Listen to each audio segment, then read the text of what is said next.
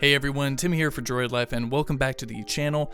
We are still a couple of weeks away from the official LG G7 ThinQ launch here in the US, but if you want to get a head start on maybe some of the things you want to do as soon as you get this gorgeous device from LG into your hands, well, don't worry, I am here to help you with that. And of course, LG packed a ton of features into this device as they do with all of their phones, so let's go ahead and dive right in. This is the first 10 things you want to do with the LG G7 ThinQ.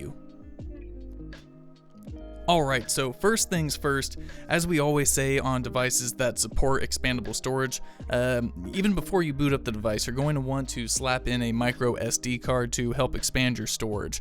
So all you need, of course, is a SIM removal tool, little pin here, and at the top of the device on the left side you'll see the little hole where you insert the pin and you simply take that out, and of course you'll see that you've got your regular SIM card. It's a nano SIM, but then the slot, the larger slot right here, is for your standard micro SD, and you can throw in a 64 gig, 32 gig, 128, doesn't necessarily matter, but the fact is you can expand on the device's built-in storage, which is always a good thing.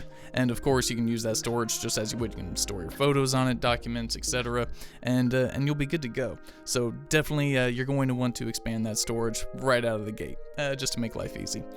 Next thing, during the setup process of the device, the phone will want you to potentially add a fingerprint.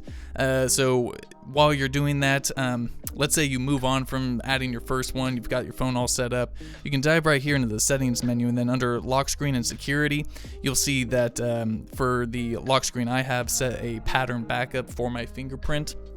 But then if you scroll down a little bit under the biometrics, you'll see we can add more fingerprints. And adding additional fingerprints can be helpful. Let's say someone else is holding your phone like that, but it's locked and you want to unlock it for them. You can simply just, reach over with your index finger, or let's say it's, over here and you want to use your thumb. Or you can add a loved one's fingerprint reader just in case, you never know. And you can just simply add another fingerprint, place your finger on there, and easy peasy, you're good to go. Moving on, beyond fingerprints, though, you can add different types of biometric security. For example, you can add facial recognition or voice recognition, and you can unlock it with, say, like your own word or phrase, and the phone will recognize that. Or, of course, with your face. You have a pretty unique face, let's face it. So you can just use your face to unlock the phone and all that. So the G7 ThinQ does offer a lot of customization in terms of unlocking and the security of your device. On the lock screen, this is something that LG does on all their devices pretty much out of the box, but when the display is turned off, even if the AlwaysOn Display is there, you can double press on the volume button, and that will unlock the camera, so you can easily just snap some shots, and you're good to go. There's not necessarily a setting to turn that off. Even if you go into the camera settings, you won't see an option for a gesture or anything like that, or an action for the buttons, but it's just in there out of the box, so just be aware of that. Instead of double clicking on the power or even having to turn on and then sliding in through one of the shortcuts, you just double tap on the volume button and you're in there and snapping pictures. Next thing I want to talk about is LG's own home screen. It's a pretty decent home screen. They do, of course, give you the option to have an actual app drawer, unlike a lot of other OEMs, where they just give you pages and pages of apps, not necessarily intuitive or nice looking or easy to organize. So I opt for this app drawer option, and it's fine. If you scroll down on it, it is supposed to give you some type of like a calendar and overview of what you got going on the device.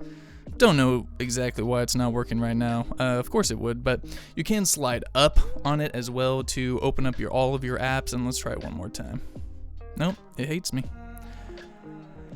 Oh, there it goes. So after a bit of force and swiping down on the display, you can see conversations you got going, documents you've recently opened, apps you've used, all that, etc., which is totally fine, and it's plenty customizable. And what's nice is that LG has built in the swipe to the right, and you can access Google Now and your Google Now feed, all your news, etc., which is fine and dandy. However, There's a lot more customization options, icon packs you can use with a launcher like Nova Launcher and Nova Launcher Prime. So I go ahead and I download that stuff from Google Play, and inside home screen settings there, if you long press on it, you can just select your home. I go Nova Launcher, okay, and of course it's very customizable with gestures. Let's say I don't have the swipe to Google Now, but I can do a double tap inside of Nova's settings. I can set that gesture up myself, and there's a lot of different stuff you can play with. Of course, I can get, I think, what are way better icon packs off Google Play for my phone. So it's all up to you if you really want to customize the device or not. That's the beauty of Android. So we'll go ahead and move right along. When you pull down on the notification bar, of course, you have your settings here, and of course they come out of the box pretty jumbled, and with Capture Plus in there and all that. So what we do is we like to say that just edit these however you would like. When you pull it down, you'll see that edit button. You just tap on that. You can click and drag and move these. If you want to add something, that's fine. You can take away Spotify or anything like that. So it's nice to arrange them however you would like, and then of course, just to confirm it, you just click that little check mark and you're good to go. If you don't want 2 pages, you just edit, take that location one, drag it down, and now you don't have 2 pages anymore. So it just clears things up. I mean, I don't know if anyone necessarily needs all of those settings. It's good to have them though, to be able to toggle them on and off as quickly as possible. So definitely just editing that is always one of those things that we suggest right out of there. Now, as you might see, this phone does have a notch. Yes, it does, right here at the top. I'm not sure if you saw it or not, but there it is. LG is calling it their new secondary screen. And let's say you don't want the notch, you want more of that classic, just pure black bar up there. You can totally do that with LG software tweaks. So if we dive right into the settings menu and then go to display, and then if we scroll down, where do we? We scroll down a little bit until we find the, there it is, we scroll up, I guess, the new second screen.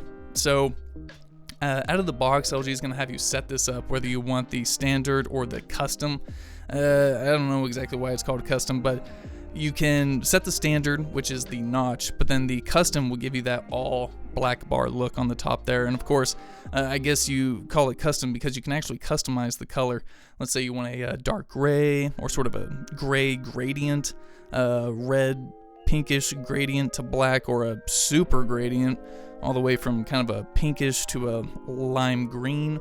Plenty of stuff you can do. You can mess with app corners. If you'll see right here, kind of pay attention to that top left corner. It'll round the corners even more. So I think I just leave it right there. And of course, I just go with the notch because when you're adding in those different colors for apps, it looks kind of funky on top of things, and I want more of like a uniform look. But again, it's just something you can customize. You know, if you're not a fan of the notch, totally understandable. You can change that. So at least LG's giving you the opportunity to do that. On a lot of phones, we may not have the option in the future. Who knows? Moving on, I want to talk about AlwaysOn Display. AlwaysOn Display has been something that's been with Android for a while now, and I don't know if you can see, at least in this lighting, too well. And of course, there's plenty of smudging on the glass. But so with AlwaysOn Display, you got a clock, a date. I can see a couple of notifications, my battery level, and I can customize it to even show pictures. And setting this up is one of those things that, again, we always recommend. So under the display settings, you've got AlwaysOn Display. Of course, you can toggle it on and off. But then if you click on it, you can dive deeper into the settings, and you'll find that it is actually quite customizable. You can have a big clock, round, kind of analog-looking clock, different time zones, text, and of course you can set up a picture, and I've got a picture of my dog. Not too sure if you can see that, but to select your own picture, you can just go into your gallery right there, hit on something, click on the pooch. You can apply a vignette or filters, and then you can just apply, and then he's going to be there. He's going to be there on your AlwaysOn Display. So whenever your phone is just sitting there kind of randomly, and you can see your dog or your loved one or whatever you want. Of course, you can add quick tools and your music player, and you can turn this off. You can set a scheduler. So let's say at night when you don't want your phone's display to be on at all, you can just set a timer for it, and it turns on and off at a certain time, all up to you. And of course, you can have a brighter display should you need it. So always on display. Again, been with the Android for quite some time, but just one of those things that we always talk about. On the lock screen, what's nice is that you can actually customize the bottom shortcuts down here. So right now you'll see I got a shortcut for the phone, Google Maps, dark sky, Twitter, and the camera, of course. And whenever you kind of click on those, it'll instantly open up to the app, which is just it's a nice little touch, being able to customize those. Out of the box, it will come with shortcuts for the phone and the camera. But in order to customize those, you're going to back out of the display and head into the lock screen. And then if you scroll down a bit, I do believe, we scroll down a bit and we go into customize lock screen. There she is. So many settings, it's easy to get lost. So right here, you've got shortcuts, and right here you can drag and drop pretty much anything you want, but then on those little gears, you just click on those little gears, and you can choose any app you want. So say if I want to open up Chrome quickly, I can have Chrome, pretty much any app that is installed on your phone, whether it be a game, your visual voicemail, anything like that, you can set a quick shortcut to it. I will say you can do shortcuts to apps, but you cannot do let's say activities inside of the app. I could see that being like a thing that we see in the future, where instead of opening up Twitter, you open up a compose a tweet activity inside of Twitter. That would be really cool. If anyone's listening, feel free to make that an actual thing, because that would be great. Another one we always talk about, smart lock. So let's say I'm at home, I don't want to have to continually unlock my phone using my fingerprint or using my pattern unlock. So with smart lock, again, under lock screen and security, and then secure lock settings, and then right there at the bottom you've got smart lock. So with smart lock, I gotta draw my pattern, of course. With smart lock, let's say the phone will recognize if it's on my body or if I'm at a trusted place. So like my home, whenever I'm at home, I don't have to use my fingerprint, as long as airplane mode is not on and the phone has an active GPS signal where it can recognize within a few meters of where it is. Then you won't have to, there's no need to have your phone locked. So just a nice little thing. Of course, trusted devices, whenever you have a certain Bluetooth device, let's say your favorite pair of Bluetooth headphones, and you're out and about, as long as those headphones are connected, your phone won't lock on you, which is just it's a nice little thing. It's more easy to access the device when that's enabled. So just one of those little things. One of those big things that LG does with their devices now it's the Quad DAC, and you want that high performance audio and all of that, and there's plenty of that inside the LG G7, and of course it does come with a headphone jack. But inside here in the system toggles, you'll see if you pull down, you've got your HiFi Quad DAC, as well as a DTS-X 3D surround. Now the best way to access all of this is through a wired set of headphones. You do not need that to sort of enjoy the Quad DAC and all of those features and all the equalizers that comes with. But to really enjoy the DTS-X 3D surround, I found that the wired headset is the way to go. So let's go ahead and we'll plug that in just so I can kind of run over those things with you out of the box. So you'll be able to open this up, get the EQ set up right, and believe me, I know what I'm talking about when it comes to sound. Just kidding, I don't, because I'm partially deaf thanks to years in a metal band. Anyway, so with DTS-X 3D surround enabled, you can choose the balance of the sound you're hearing and sort of like kind of where the origin point of the music is. So if you have a wide, thankfully LG does a nice animation or an illustration of what that's going to sound like, essentially. The wide sound, it kind of sounds like the music is sort of around you or from the top, and sort of like not necessarily echoing, but sort of just resonating sort of above you. It sounds pretty good.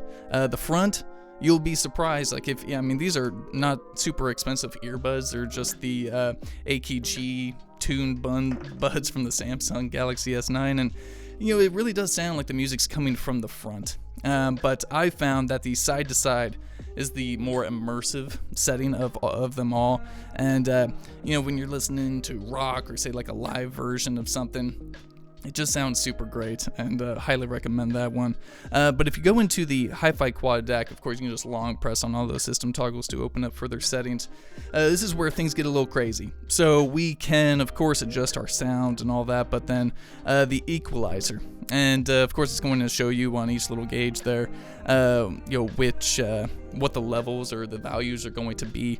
I of course have mine set to rock because I like the kind of balanced boost there is with the bass, treble, and mid. So I've got my my hi-hats going through, my vocals are crisp and all that. So I set mine to rock. I find that rock works on pretty much all genres of music. So, but that's just me. Of course, vocal booster, treble booster, bass booster, whatever you may want in there. But then even beyond that, so you can enable and disable the HiFi Quad DAC, throw on a digital filter. I use Short on mine, produces a more spatial and ambient sound. Again, it's really more about the vibe of the music, and it's going to depend on what you're listening to, what sounds best. But then, of course, the balance for the left, right, decibel levels, all that. So there's a lot to play with in there, and I think during my LG G6 review, I went into great detail into how maybe you want to set up your EQ and all that. I'll link to that in the description below. But like I said, there's a lot of stuff you can play with in terms of just the audio aspects of this phone. So if you have a really good set of wired headphones or anything like that, you're probably going to love this phone. It sounds really great, and I know all you audiophiles are always looking for that next best thing, so definitely give all that stuff a try out, especially the DTSX 3D surround. Definitely nice. Of course, we always recommend setting up Google Assistant. When you're setting up the phone, it's probably going to walk you through that, but if it does not, you can always long press on your home button there, regardless of which home screen or home screen like app you're using, whether it be Nova or LG's OEM launcher. You can always just long press on that, and it's going to fire up Google Assistant to set it up, to have you recognize the blank Google hot word. We don't want to say that. I don't want to upset anybody. And but yeah, setting up Google Assistant, again, just one of those things you do as an Android user. And lastly, I want to talk about theming the actual phone.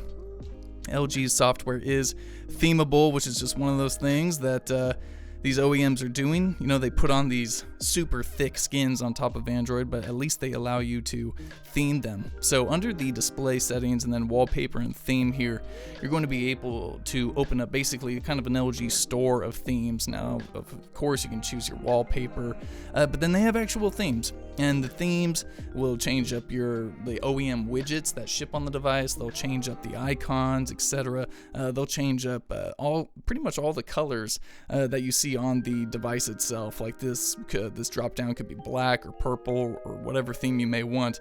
There's plenty to choose from. LG also offers their own icons, and plenty of those too. I mean, there's all white, gradient pinks to greens and all this stuff.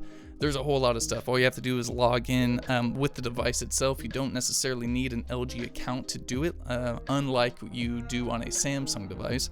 And then, of course, you have more wallpaper and themes for your AlwaysOn Display. A little spaceman floating in the sky, kittens, anything you may want, as long as you're connected to a network, Wi-Fi, cellular network, doesn't matter, you can download all that stuff. Plenty of free options. There are also paid options. Again, unlike Samsung, a lot of the Samsung themes are paid themes from third-party developers, but a lot of these appear just to be made by LG and just allow you to kind of change up the theme of your device if you aren't really down with the whole white and kind of light green look that they got going on. But anyway, that is our first 10 things. Actually, I think it was 12 things, but regardless, I hope that will help you on your road to happiness with the LG G7 ThinQ. And of course, if you guys have any questions, comments, feel free to leave them down in the comment section below, and I'll try to field as much as I can. We will definitely be having our full review up here pretty soon, so be on the lookout for that. And again, I'm Droid Life. I'm Tim with Droid Life. Peace.